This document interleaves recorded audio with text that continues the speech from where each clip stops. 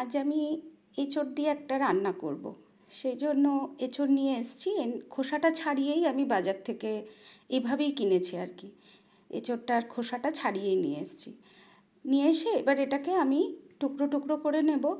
আর এটা দেখতে পাচ্ছ, যারা তোমরা বুঝতে পারছো কি না, মানে মনে হয় বুঝতে পারছো যে এতে বীজ আছে এই এঁচোড়টায়। আমরা একটু বীজওয়ালা এঁচোড়টা বেশি ভালো খাই। তাই এই বীজওয়ালা এঁচোড়ে এটাকে বাছতে হয়, পরিষ্কার করতে হয়। সবটা তো খাওয়া যায় না, ওই যে আঁশ রোয়া মতো থাকে সেগুলো খাওয়া যায় না।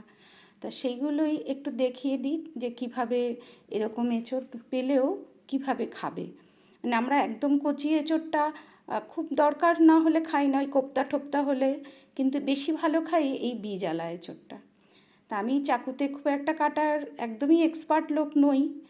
তা চেষ্টা করছিলাম যদি চাকু দিয়ে এটা কাটতে পারি তোমাদেরকেই দেখাবে বলে, কিন্তু সেই অগত্যা আমার বটি নিয়েই বসতে হলো আর কি। তাই হাতে তেল ঠেল মাখিয়ে বটি নিয়ে বসলাম। এই যে ছাড়ানোটা মানে হচ্ছে এরকম টুকরো করে নিয়ে এই যে শাঁসটা যেটা থাকে বীজের গায়ে, এই যে এই শাঁসটা যেটা আমরা পেকে গেলে কাঁঠাল বলে খাই, এটা হচ্ছে তার কচি ফর্মে, মানে কাঁচা ফর্ম, কচি নয় সরি কাঁচা। আর এই যে যে কাঁঠালের যে বীজ, এটা হচ্ছে সেই বীজটা। এই গায়ের হলুদ পাতলা ওই খোসাটাকে ফেলে দিয়ে বীজটা সাদা ভেতরের ওটা নিতে হয়। আর এটা হচ্ছে শাঁসটা, যেটা এঁচোড়ের আমরা খাই সবাই, কচি অবস্থাতেও এই শাঁসটা থাকে, সেখানে বীজটা থাকে না। কিন্তু একবার এরকম বীজওয়ালা এঁচোড় এভাবে এনে খেয়ে দেখো, খুব সুন্দর লাগে খেতে, মানে এর স্বাদটাই যেন আলাদা লাগে আর কি। এই যে শাঁসের অংশটা এইভাবে টুকরো করে নিলাম, আর বীজটার অংশ ওইভাবে ছাড়িয়ে নেওয়ার নিয়ে এইরকমভাবে বীজেরগুলো দিয়ে দিলাম। আর এঁচোড়টা খুব ভালো কী করে, তোমাদেরও আমিও এইভাবেই শিখেছি বাজার করতে করতে, যে এঁচোড় কাটার পর মানে বেশ অনেকক্ষণ হয়ে গেছে অথচ এরকম সুন্দর সাদা রয়েছে, দেখলে যেমন এঁচোড়টা সাদা, সেই এঁচোড়টা মানে মাখনের মতন হয়ে যায় রান্নার পর, খুব ভাল লাগে, মানে মুখে দিলেই যেন গলে যায়। আর যে এঁচোড়টা কাটার পরে কিছুক্ষণ বাদে একটা লালচে ভাব হয়ে যায়, সেই এঁচোড়টা ওই সেদ্ধ রান্না যাইভাবে যেভাবেই করো একটা কচকচে ভাব থাকে। এঁচোড়টা কেটে ভালো করে ধুয়ে একটু জলে রেখে দিয়েছি পরিষ্কার করে। আর আজকে এটা আমি ছোটো আলু দিয়ে করছি, সেই জন্য আলুগুলো এরকম ছোটো এই সাইজের নিয়ে এটা খোসা ছাড়িয়ে এরকম দু টুকরো করে নিলাম। আর এই রান্নাটা করার জন্য যে মশলাটা লাগবে সেটা আমি এবার রেডি করে নিচ্ছি। মিক্সির জারে দিয়ে দিচ্ছি একটু আদা রসুন। রসুনটা খুব ছোটো কোয়াই ছিল, হয়তো জানি না ক্যামেরার খুব ক্লোজ থেকে নেওয়ার জন্য একটু বেশি বড় বড় লাগছে, তোমরা ভেবো না, মানে রসুনটা বেশি না, মানে ঠিকই আছে এই পরিমাণ।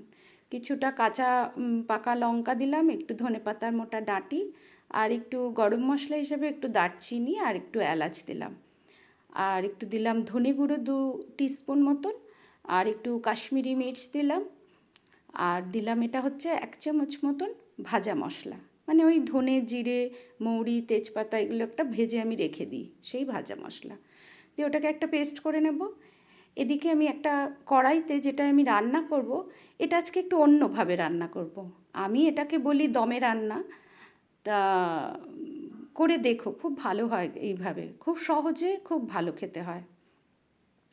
এই যে মশলাটা বেটে নিয়েছি, ওই আদা রসুন যেগুলো ছিল, এবার এর মধ্যে অল্প একটু আমি পেঁয়াজ অ্যাড করছি। ওই মানে কুচিয়েছি, একটু কুচানো অবস্থাতেও দিয়েছি, আর একটু বেটে দিচ্ছি।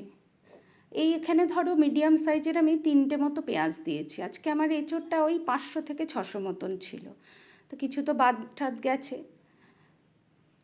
এবার এর মধ্যে আমি টমেটো দিলাম, এই 2টো মতন টমেটো এখানে আছে, একটু তেজপাতা দিলাম ছিঁড়ে। এবার মশলা বাটাটা পুরোটাই দিয়ে দিলাম, স্বাদ মতো নুন দিচ্ছি, হলুদ গুঁড়ো তো রঙের জন্য ইউজ করলাম, আর দেবো কাঁচা সর্ষের তেল, মানে সবটাই কাঁচা কিন্তু এখনও। এটা পুরোটা রান্নাটা হবে দমে। এই রেসিপিটা মানে আমারই নিজের মস্তিষ্ক প্রসূত এইভাবে করাটা আর কি। এবার আমি একটু দই ফেটিয়ে দিলাম, মানে এই পরিমাণের জন্য এঁচোড় আলু এইসবের জন্য আমি এখানে এই 100 গ্রাম মতন টক দই নিয়েছি। যেহেতু ঘরে পাতা দই, অত তো ওজনের থাকে না, তবু আন্দাজ আমি বলছি যতটা নিয়েছি এটা 100 গ্রামই হবে। এবার সমস্ত মশলাগুলোকে মানে খুব ভালো করে মেখে নিতে হবে, কারণ এটাই ব্যাস। এরপরে এটা মানে আর কিছু এখানে করার নেই, মানে এরপরে আমি পুরোটা দমে রান্না করব। মানে সব মেখে একেবারে সমস্ত মশলা দিয়ে দিয়ে মেখে বসিয়ে রেখে দেবো, একদম গ্যাসের ফ্লেমটাকে লোতে দিয়ে আর ঢেকে, মানে খুলবো না, একদম ওইভাবেই রান্নাটা হবে। এই সমস্ত দিয়ে ভালো করে মশলার সঙ্গে ভালো করে মেখে নেব। নাহলে হয়তো এঁচোড় রান্না আমরা এই মশলা ইউজ করে করি, তাতে কি থাকে, এঁচোড়টা সেদ্ধ করে নিই, আলু হয়তো এরকম দিলে আলুটাকেও একটু ভাপিয়ে নিই, বা তেলে ভেজে, ছাঁকা তেলে ভেজে তুলে তারপরে হয়তো মশলা কষিয়ে ওইভাবে রান্না করি।